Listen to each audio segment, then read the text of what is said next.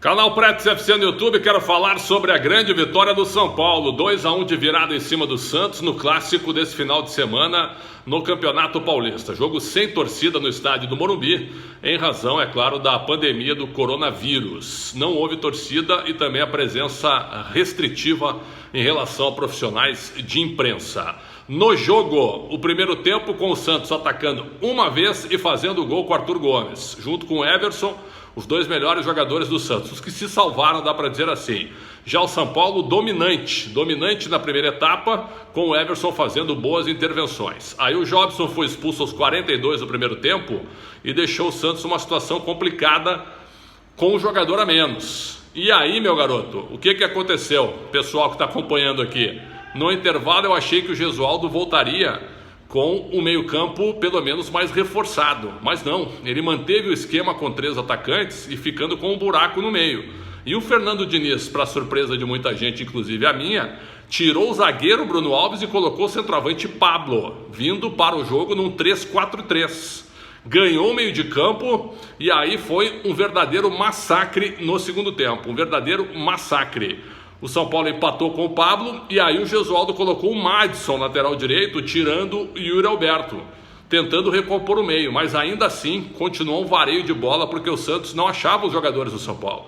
O Santos não tinha gente para segurar a bola na frente e para tocar também.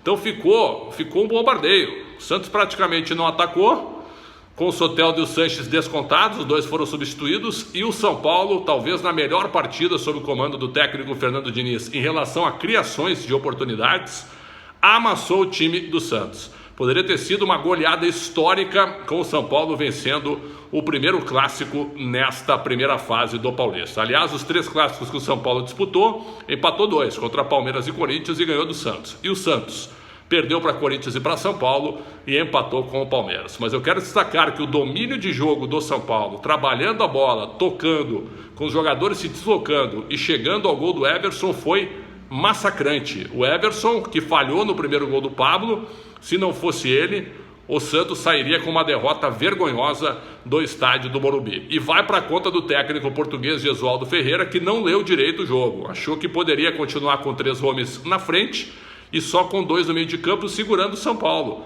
mesmo com o jogador a menos. E aí se deu mal. E quando mudou, o São Paulo já era dominante e ao natural chegou a virada e poderia ter feito uma goleada histórica, eu repito. Fernando Diniz vivendo um bom momento no jogo contra o Binacional. O São Paulo foi melhor na primeira etapa, poderia ter goleado o time peruano e perdeu de virada porque cansou na altitude. Contra a LDU de Quito, foi dominante durante todo o jogo, fazendo 3-0.